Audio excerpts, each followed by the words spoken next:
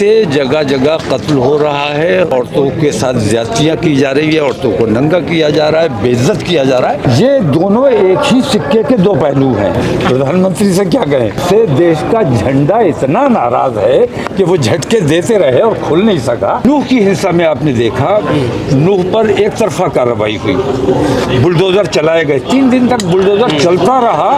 नए संविधान के साथ साथ कहीं ऐसा ना हो कि देश के तिरंगे में भी तब्दीली करे और एक रंग का झंडा देश का कर दे। जिन मुसलमान का नाम लेते हुए इनकी जबान लकवा मार गई, तो मुस्लिम तंजीमों से सवाल करना चाहिए।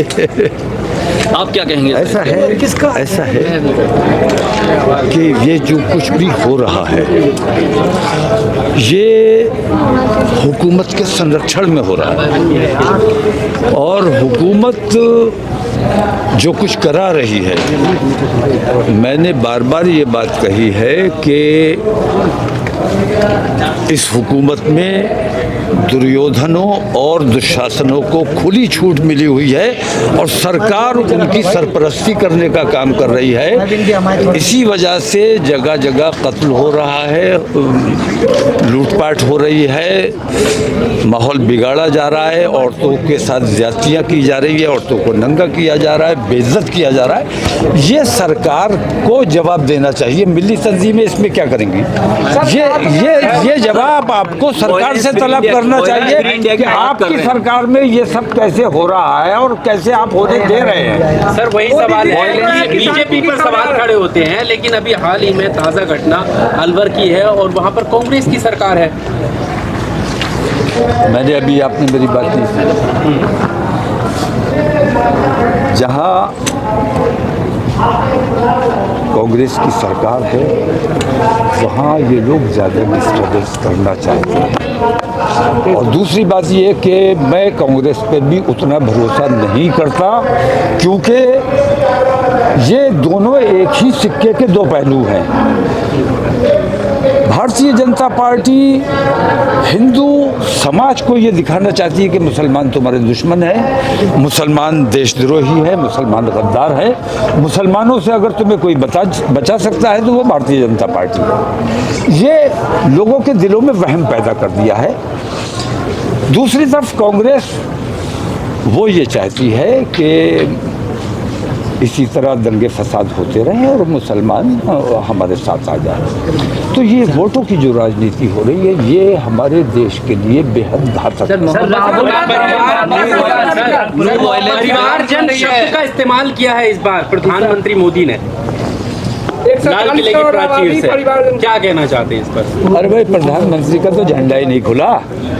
प्रधानमंत्री से क्या कहें, जब उनसे देश का झंडा इतना नाराज है कि वो झटके देते रहे और खुल नहीं सका। आप लोग थे वहाँ के नहीं थे? आप लोगों ने देखा कि नहीं देखा? जो चीज़ दिखाने की थी वो तो आप दिखाते नहीं।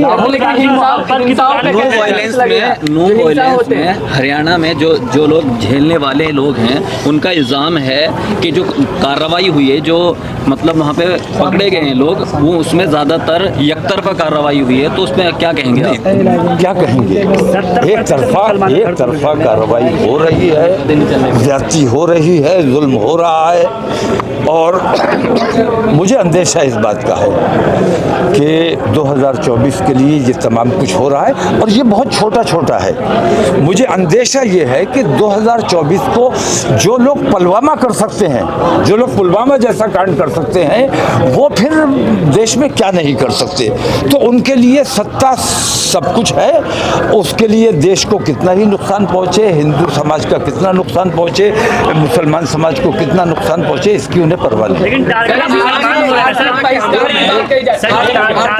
के हमलों में जो मुस्लिम तंजीमें हैं, जैसे अभी बुलडोजर चलाए, 112 घरों को ढा दिया गया, तमाम मजलूम है उसमें, तो वो तंजीमों का क्या काम रहता है? वो क्यों खड़े नहीं होते?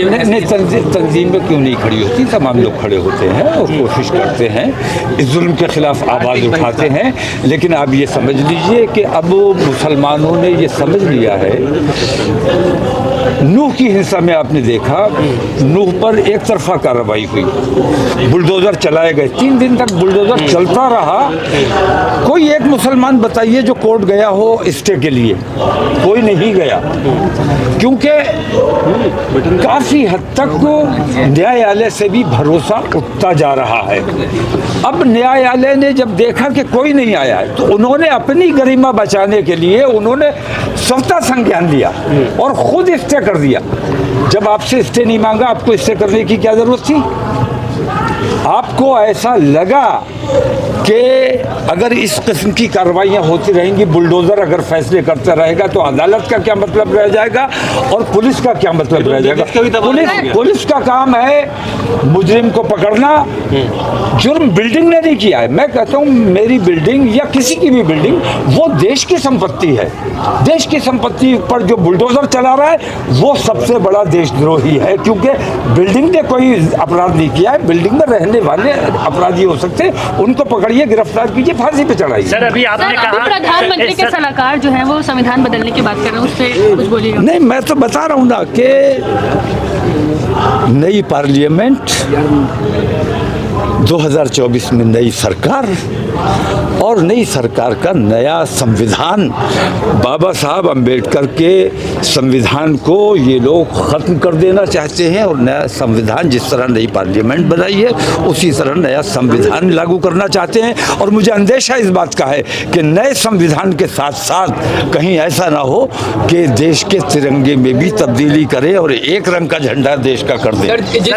मुसलमानों के आर्थिक बहिष्कार की बात कही जा रही है मुसलमानों के आर्थिक मीटिंग हो रही है कई सारी, जिसमें आर्थिक बहिष्कार की बात मुसलमानों कही जा रही है, उस पर आपका आर्थिक जवाब दोनों क्या है? बहिष्कार नहीं, एरिया में घुस नहीं सकते, यहाँ काम नहीं कर सकते। हमारा हर किस्म का बहिष्कार किया जा रहा है, हमारे साथ ज्यादती की जा रही है, और जो कुछ भी ज्यादती हो रही है वो कोई समुदाय नहीं कर रहा है, वो कोई समाज नहीं कर रहा है, उनको खुली छूट सरकार ने दी है। सरकार ये काम करवा रही है।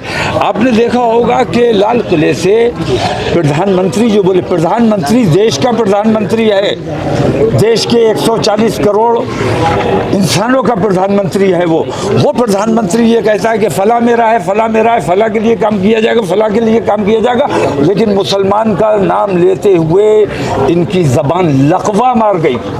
तो ये भाषा उनकी बताती है कि उन्हें मुसलमानों से कितनी नफरत है, और मुसलमानों को दबाने और सताने के लिए इन्होंने ये गुंडे आज़ाद छोड़े हुए हैं। और एक बात मैं और साफ कर देना चाहता हूँ कि दलित हो, SC OBC, माइनॉरिटी, ये तमाम के तमाम इनके निशाने पर हैं, लेकिन टारगेट सिर्फ मुसलमान किया जा रहा है, क्योंकि सबसे बड़ी आबादी मुसलमान की है और सबसे ज़्यादा मजबूती से मुसलमान इनका मुकाबला कर रहा है।